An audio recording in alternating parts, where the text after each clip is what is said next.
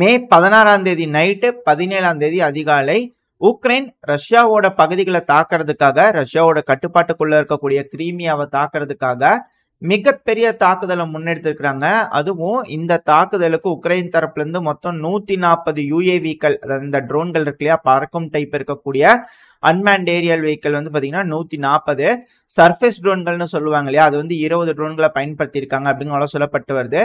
Wave by வேவா பல மணி நேரங்கள் போராடி ரஷ்ய வீரர்கள் இதை தடுத்து நிறுத்தி இருந்திருக்காங்க அப்படிங்கிற சொல்லப்பட்டு வருது. அதாவது உக்ரைன் தரப்புல இருந்து வேவ் பை வேவா அனுப்பிச்சிருந்திருக்காங்க, ரஷ்ய தரப்புல இருந்து ரொம்ப போராடி இதை தடுத்து நிறுத்தி இருக்கிறாங்க. மிகப்பெரிய அளவுல தாக்குதல் முயற்சி எடுத்திருக்கிறாங்க. பட் ஆனால் சில இடங்களில் தாக்குதல் நடந்திருக்கு. அதுவும் குறிப்பா ரஷ்யாவோட சில ஆயில் டிபோஸ்மெண்ட்லாம் தாக்குதல் நடந்திருக்கு. அதுக்கான வீடியோ பதிவுகள்லாம் வந்துட்டு இருக்கு. அது மட்டும் இல்லாம ரஷ்யாவோட பூம் பேரியர்ஸ்லாம் இருக்கு இல்லையா, அதெல்லாம் தாண்டி கூட இந்த நேவல் ட்ரோன்கள் போயிருந்திருக்கு. அது எல்லாத்தையும் க்ளோஸ் என்கவுண்டர்ல ரஷ்ய வீரர்கள் அதை தாக்கி அழிச்சிருக்கிறாங்க அப்படிங்கிறதெல்லாம் சொல்லப்பட்டு வருது. ஜஸ்ட் மிஸ்ஸுங்க அப்படிங்கிறதோட சொல்லப்பட்டு வருது. என்னப்பா சடனா இப்படி ஒரு அட்டாக்கு, ஏதாவது ஒரு சம்பவம், ஏதாவது ஒரு நீட் இருந்தா தானே செய்வாங்க அப்படிங்கிறதோட சொல்லப்பட்டு வரும். இதுக்கு பின்னாடி மெயினா 2 காரணங்கள் அப்படிங்கிறதோட சொல்லப்பட்டு வருது. ஒன்னு, ரொபோத்தைனிய ரஷ்யா முழுவதும் மீட்டெடுத்துட்டாங்க அப்படிங்கிற ஒரு தகவல். ஏன்னா இப்ப மீடியா ஸ்டண்ட் பண்ணும் இல்லையா, ரொபோத்தைனி என்னங்க 3 மாசம் 50,000 வீரர்கள் இது போல வேஸ்ட் பண்ணி பிடிச்ச ஒரு பகுதியா என்னங்க ரஷ்யா இப்படி அஃபென்சிவ்னு சொல்லி ஆரம்பிச்ச கொஞ்ச நாள்லயே எல்லா பகுதியிலயும் உள்ள வந்து, அதுவும் கர்கிவ்ல எல்லாம் நீங்க குறைஞ்சத வெறும் 6 நாள்ல குறைஞ்சு காமிச்சிருக்கிறாங்க. அது மட்டும் இல்லாம நீங்க குறைஞ்சி எடுத்த ரொபோத்தைனி இப்ப காலி ஆயிருச்சா அப்படிங்கிறது போல கேள்வி எல்லாம் வரும் இல்லையா. சோ அதுல இருந்து திசை திருப்புறதுக்காக இது போல ஒரு மிகப்பெரிய தாக்குதல் அப்படிங்கிறது சொல்லப்பட்டு வருது. 2வது, மே 15 ரஷ்ய அதிபரான விளாடிமிர் புட்டின் அவர்கள் இந்த கிரீமியா பிரிட்ஜை வந்து இனாகிரேட் பண்ணியிருந்தாரு. அதுக்காக வந்து பாத்தீங்கன்னா மிகப்பெரிய அளவுல ட்ரை பண்ணி பார்த்தாங்க உக்ரைன் அந்த அன்னைக்கே தாக்குதல் பண்றதுக்கு. ஆனா ஒன்னும் பண்ண முடியல. அதனால அடுத்தடுத்த நாட்கள் வந்து பாத்தீங்கன்னா மிகப்பெரிய தாக்குதல் பண்ணிக்கிறாங்க. அந்த தாக்குதல்கள்னால ரஷ்யாவுக்கு சில இழப்புகள் ஏற்பட்டிருக்கு. அதுவும் குறிப்பா மிசைல் தாக்குதலும் பண்ணிக்கிறாங்க உக்ரைன் தரப்புல இருந்து. அந்த மிசைல் தாக்குதல்கள்லாம் பெரும்பாலும் ATACMS அப்புறம் ஹிமார்ஸை பயன்படுத்தி பண்ணியிருக்கலாம் அப்படிங்கிறதோட சொல்லப்பட்டு வருது. சேட்டலைட் இமேஜ்லாம் வந்திருக்கு. செவாஸ்டாபோல்ல இருக்கக்கூடிய ஏர்பேஸ் இருக்கும் இல்லையா, அதை தான் பிரதானமா குறி வச்சு தாக்கியிருக்கிறாங்க. இந்த தாக்குதல்கள்ல S-400 S-300 ஏர் டிஃபென்ஸ் சிஸ்டம்லாம் தாக்கப்பட்டிருக்கு அப்படிங்கிறத சொல்லப்பட்டு வருது. ஒரு S-400 கம்ப்ளீட்டா சேதாரம் அடைஞ்சிருக்கு அப்படிங்கிறத சொல்லப்பட்டு வருது. பட் அது இன்னும் உறுதிப்படுத்தப்படல ரஷ்ய தரப்புல இருந்து. பட் ஆனா இமேஜஸ்லாம் வந்துட்டு இருக்கு. அடுத்து வந்து பாத்தீங்கன்னா இந்த செவாஸ்டாபோல்ல இருக்கக்கூடிய அந்த ஏர்பேஸோட சேட்டலைட் இமேஜஸ்லாம் வந்துட்டு இருக்கு. அதை பார்க்கும்போதே நம்மளுக்கு தெரியுது 2 MiG-31 ரக விமானம் அப்புறம் ஒரு Su-27 ரக விமானம் கம்ப்ளீட்டா பர்ன் ஆயிருக்கு அப்படிங்கறது புரிஞ்சுக்கலாம். அது கூடவே இன்னொரு MiG-29 ரக விமானம் டேமேஜ் ஆயிருக்கு. அப்புறம் இன்னொரு Su-27 ரக விமானமும் டேமேஜ் ஆயிருக்கு. அதெல்லாம் இவாக்குவேட் பண்ணிருக்காங்க அப்படிங்கிறது புரிஞ்சுக்க முடியுது. ஆனா இன்னும் ரஷ்ய தரப்புல இருந்து எதுவும் உறுதியா சொல்லல. சொன்னாதான் நம்மளுக்கு என்ன நடந்திருக்கு அப்படிங்கிறது தெரியும். இது வந்து போர் சூழல், இரு தரப்புலையும் கவர் அப் பண்றாங்க. ஏதாவது ப்ராப்பரா ஏதாவது ரெஸ்பான்ஸ் வந்துச்சு அப்படின்னா, ஏதாவது செய்திகள் வந்துச்சு அப்படின்னா அடுத்த பதிவுல பார்ப்போம். இப்போதைக்கு இந்த ஒரு விஷயம் நம்மளால தெரிஞ்சுக்க முடியுது, அதிகமான சேதம் ஏர்பேஸ்ல நடந்திருக்கு அப்படின்னு. இது கூடவே ரஷ்யாவோட கர்ஷ்னோடார்காய் பகுதி இருக்கு இல்லையா, அங்க இருக்கக்கூடிய துவாப்சே அப்படின்ற ஒரு பகுதியில ஆயில் டிப்போஸ் இருந்திருக்கு. அந்த ஆயில் டிப்போஸ்ல ட்ரோன் தாக்குதல் நடந்திருக்கு அப்படிங்கிற சொல்லப்பட்டு வருது. அதுக்கான வீடியோ ப்ரூஃப்லாம் வந்துகிட்டு இருக்கு. இந்த கர்ஷ்னோடார்காய்ங்கிறது ரஷ்யாவோட ஒரு பகுதி. அங்க இருக்கக்கூடிய ஒரு ஆயில் ரிஃபைனரி மேலேயும் ட்ரோன் தாக்குதல் பண்ணிக்கிறாங்க. இதுல குறிப்பா அந்த வீடியோ பதிவுகள் பார்க்கும்போது இந்த பைரக்டர் TB2 ட்ரோன்கள் இருக்கு இல்லையா, அதை சமீபத்துல துருக்கி சொல்லியிருந்தாங்க இல்லையா, உக்ரைன்ல வச்சு டெவலப் பண்ண போறோம்னு சொல்லிட்டு. அதாவது உக்ரைன்ல டெவலப் பண்ணப்பட்ட அந்த ட்ரோன்கள் உக்ரைன் இப்ப அதை பயன்படுத்தி ரஷ்யாவோட நிலைகளை தாக்குறாங்க, அதுக்காக அதை பயன்படுத்தப்படுது அப்படிங்கிறதோட புரிஞ்சுக்க முடியுது. ஏன்னா பார்க்கறதுக்கு அது அப்படிதான் இருக்கு. அவங்க தான் தொழில்நுட்பம் கொடுத்துருப்பாங்க உக்ரைனுக்கு அப்படிங்கிறதோட புரிஞ்சுக்க முடியுது. சமீபத்துல கூட துருக்கி அதிகமான ட்ரோன்களை யூரோப்பியன் யூனியன், அதாவது குறிப்பா போலாண்டுக்கு வந்து ஏற்றுமதி பண்ணியிருந்தாங்க. ஏன்னா இதோட பர்ஃபார்மன்ஸ் காட்டணும் இல்லையா, அப்பதானே பேட்டில் ப்ரூவன். அதுக்காக இது போல அதிகமான ட்ரோன்கள் பயன்படுத்தப்படுது. இது கூட இன்னும் ஆப்பிரிக்கால பல நாடுகளுக்கு ஏற்றுமதி பண்ணிட்டு இருக்காங்க. குறிப்பா மாலி, புர்கினா ஃபாசோ இவங்களுக்கு எல்லாம் கொடுத்துக்கிட்டு இருக்காங்க. அவங்களும் அதிகமான பர்ஃபார்மன்ஸ் இருக்கு அப்படிங்கிற சொல்லப்பட்டு வருது.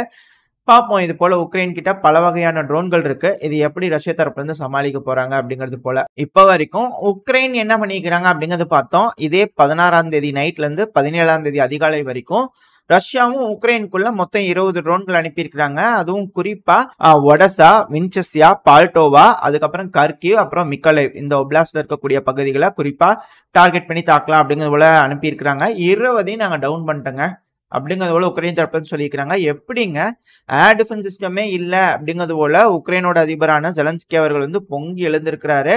அதுவும் ஏகப்பட்ட விஷயங்களை புட்டு புட்டு வச்சிருந்துக்கிறாரு. இப்ப நடந்துட்டு இருக்கக்கூடிய ரஷ்யா உக்ரைன் பிரச்சனையில ரஷ்யா முன்னேறுதுன்னா அதுக்கு காரணம் எங்களுக்கு பேட்ரியாட் ஏர் டிஃபென்ஸ் சிஸ்டம் இல்ல, கர்கிவ் பகுதியில மட்டும் 2 பேட்ரியாட் ஏர் டிஃபென்ஸ் சிஸ்டம் இருந்ததுன்னா எங்களால ப்ரொடெக்ட் பண்ண முடியும் அப்படிங்கிறது போல உக்ரைனோட அதிபரான ஜெலன்ஸ்கி அவர்கள் பேட்டியெல்லாம் கொடுத்துக்கிறாரு. அது மட்டும் இல்லாம குற்றச்சாட்டு வச்சுக்கிறாரு, ப்ராப்பரா எந்த ஒரு ஆயுதமே எங்க கிட்ட கிடைக்கலீங்க, மேற்குலக நாடுகள் கொடுக்கக்கூடிய ஆயுதங்கள் எதுவுமே எங்களுக்கு ப்ராப்பரா கிடைக்க மாட்டேங்குது, அவங்க வந்து எய்டுன்னு சொல்றாங்களே தவிர எங்க கைக்கு கிடைக்க மாட்டேங்குது அப்படிங்கிறது போலலாம் அவர் தரப்புல இருந்து பொங்கி எழுந்திருக்கிறாரு. அது மட்டும் இல்லாம சுச்சுவேஷன் இங்க ஸ்டேபிளா இல்ல அப்படிங்கறது தெரிஞ்சதுனால நேரடியா கிளம்பி கர்கிவுக்கே வந்திருக்கிறாரு ஜெலன்ஸ்கி அவர்கள்.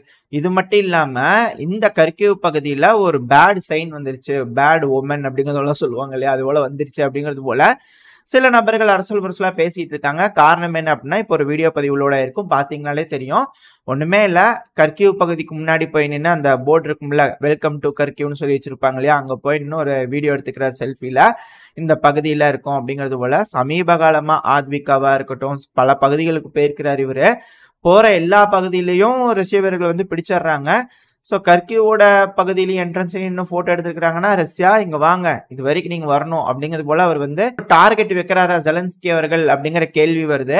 இது கூட வந்து பாத்தீங்கன்னா ரஷ்ய அதிபரான விளாடிமிர் புட்டின் அவர்கள் கிட்ட இருந்து ஒரு ஸ்டேட்மெண்ட் வந்துருக்கு, சீனாக்கு போயிருந்தாருல, ரிட்டர்ன் வந்துட்டாரு. ஸோ ரஷ்யால வச்ச ஒரு ஸ்டேட்மெண்ட் கொடுத்துருக்காங்க பத்திரிகையாளர் சந்திப்பப்போ, எங்க கர்கிவ் முழுசு முடிக்க போறீங்களா அப்படிங்கிறது போல கேட்டிருப்பாங்க போல இருக்குது. அதுக்கு ரஷ்ய அதிபரான விளாடிமிர் புட்டின் அவர்கள், இல்லங்க நான் கர்கிவை பிடிக்கிறதுக்கு அதெல்லாம் ஆர்டர் தரல, சும்மா பெல்கிராட் பகுதியில தாக்குதல் பண்ணிட்டே இருக்கிறாங்க இல்லையா MLRS பயன்படுத்தி, ஏன்னா உக்ரைன் அவங்களோட எட்ஜ் பொசிஷன்ல வந்து நின்று குறிப்பா லிப்சி, உதே, அப்புறம் இந்த ஒச்சான்ஸ்க் இந்த பகுதியிலாம் இருக்கக்கூடிய MLRS பயன்படுத்தி தான் பெல்கிராடு பகுதியை வந்து தாக்குதல் பண்ணிட்டு இருக்கிறாங்க உக்ரைன்.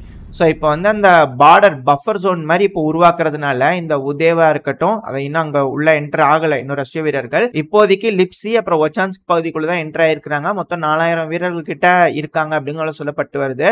4000 வீரர்கள் வெறும் 6-7 நாட்குள்ள இந்த அளவுக்கு முன்னேற்றமா அப்படிங்கிறது போல ஒரு கேள்வி வருது. பட் இருந்தாலும் ஓகே, நம்ம விஷயத்துக்கு வருவோம். ஸோ அப்படி முன்னேறி வரும்போது வந்து பார்த்தீங்கன்னா ஒச்சான்ஸ்கை பிடிச்சிட்டாங்க, லிப்சியை பிடிச்சிட்டாங்கன்னா, அதுவும் லிப்சியிலேருந்து தான் ஏர் டிஃபென்ஸ் சிஸ்டமை பயன்படுத்தி ரஷ்யாவோட நிலைக்குள்ள இருக்கக்கூடிய IL-76 ரக விமானம் இந்த பேசஞ்சர் ஃபிளைட்டை தாக்குனாங்க இல்லையா, அது எல்லாமே லிப்சியிலேருந்து தான். ஸோ அதனால இந்த லிப்சி, ஒச்சான்ஸ்க்கு மேலே இருக்கக்கூடிய உதய் இந்த பகுதியெல்லாம் சில பகுதியெல்லாம் பிடிச்சிட்டாங்க அப்படின்னா பெல்கிராடு பகுதியை தாக்க முடியாது. ஏன்னா இந்த வேம்பயர் சிஸ்டம்ஸ் MLRS யூஸ் பண்ணி தான் அதிகமாக தாக்குதல் பண்றாங்க. அது கொடுக்கறது யாரு? செக். இப்போ அந்த MLRS பயன்படுத்தி இதுக்கு மேல தாக்குதல் பண்ண முடியாதுன்னா முடியாது. ஏன்னா அதோட மேக்ஸிமம் ரேஞ்ச் 17 கிலோமீட்டர் அப்படிங்கிறது சொல்லப்பட்டு வருது. இது போர் சூழல் மேபி ரேஞ்ச் எக்ஸ்டெண்ட் பண்ணிருக்கலாம், அப்படியே பண்ணியிருந்தாலும் ஒரு 20 கிலோமீட்டர் கிட்ட வந்திருக்கும். இப்ப ரஷ்ய வீரர்கள் முன்னேறி வந்து இந்த லிப்சி, ஒச்சான்ஸ்கி இது போல பகுதிகள்லாம் பிடிச்சிட்டாங்க அப்படின்னா அந்த MLRS இன்னுமே பின்னாடி தான் கொண்டு போகணும். அது மட்டும் இல்லாம கம்ப்ளீட் சர்வைலன்ஸ்ல அந்த பகுதிகள்லாம் இருக்கிறதுனால இதுக்கு மேல உக்ரைனால பெருமளவுல பெல்கிராடை தாக்க முடியாது. இப்பவே வந்து பாத்தீங்கன்னா பெருமளவுல கம்மியாயிடுச்சு. லாஸ்டா ஒரு அட்டெம்ப்ட் பண்ணி ஒரு பில்டிங் வந்து கொலாப்ஸ் பண்ணியிருந்தாங்க, அவ்வளவுதான். இதுக்கு மேல எட்ஜ் பொசிஷன்ல இருக்கக்கூடிய செட்டில்மெண்ட்ஸ்ல தாக்குதல் பண்ணலாம். பெல்கிராடு சிட்டிக்குள்ள தாக்குதல் நடக்கிறது இதுக்கு மேல கம்மியாகும் அப்படிங்கிற சொல்லப்பட்டு வருது. அது மட்டும் இல்லாம இப்ப ரொபோத்தைனி வந்து பாத்தீங்கன்னா முழுவதும் ரஷ்யாவோட கட்டுப்பாட்டுக்குள்ள வந்துருச்சு இல்லையா. ஸோ அங்க வந்து பாத்தீங்கன்னா ஒரு வெல் எக்ஸ்பீரியன்ஸ்டான ட்ரோன் பிரிகேட் இருந்தாங்க, இந்த ட்ரோன் ஆப்ரேட் பண்ணக்கூடிய ட்ரோன் ஆப்ரேட்டர்ஸ். அவங்க கூட இன்னொரு ட்ரோன் ஆப்ரேட்டர்ஸும் இருந்தாங்க. மொத்தம் 2 ட்ரோன் ஆப்ரேட்டர்ஸையும் இப்ப வந்து பாத்தீங்கன்னா கர்கிவ் பகுதியில டிப்ளாய் பண்ணிக்கிறாங்க அப்படிங்கிறத சொல்லப்பட்டு வருது. அப்படி என்னென்னப்பா ஸ்குவாட் அவங்க அப்படின்னு கேட்டீங்கன்னா, ஒன்னு வந்து பப்ரி, இன்னொன்னு வந்து ஆர்டிஸ்ட். இவங்க 2 பேருமே வெல் எக்ஸ்பீரியன்ஸ்டு. இந்த ரொபோத்தைனி பதில வேற ஒரு புது ஸ்குவாட் வந்திருக்காங்க அப்படிங்கிறத சொல்லப்பட்டு வருது. இதுக்கப்புறம் நம்ம வீடியோ பதிவுகள் பார்க்கும்போது நம்மளுக்கு புரியும் எந்த ஸ்குவாட் எந்த இடத்துல ஆப்ரேட் ஆயிட்டு இருக்காங்கன்னு சொல்லிட்டு, என்ன நடக்குது அப்படிங்கிறது பொறுத்து இருந்து பார்ப்போம். அது மட்டும் இல்லாம ரஷ்யாவோட ட்ரோன் ஆப்ரேட்டிங் ஸ்கில்ஸ் வந்து நாளுக்கு நாள் அதிகரிச்சுக்கிட்டே இருக்கு. இப்போ ரஷ்யாவோட ரிகானிசான் ட்ரோன்கள் உக்ரைனோட நீண்ட தொலைவுல ரொம்ப தூரம் வரைக்கும் ரிகானிசான் ட்ரோன்கள் உக்ரைனுக்குள்ள ஊடுருவி போய் பல பகுதிகளையும் மானிட்டர் பண்ணிட்டு இருக்கு. ஃப்ரீயா அது பாட்டுக்கு சௌரியத்துக்கு எங்க வேணாலும் போய் பார்த்துட்டு வருதுங்க.